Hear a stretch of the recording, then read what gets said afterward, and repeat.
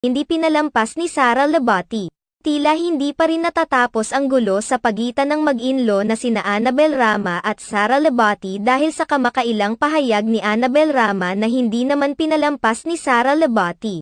Usap-usapan ngayon ang ibinahaging post ng controversial talent manager na si Annabel Rama. Marami ang naghinala na patama na naman niya ito sa estranged wife ni Richard Gutierrez na si Sara Labati. Kamakailan lamang ay nagbahagi ng video si Annabel Rama sa kanyang Instagram account kung saan makikita ang kanyang mga apo kay Richard Gutierrez na sina Zion at Kai na naglalaro sa swimming pool, kasama ang kanilang ama na si Richard.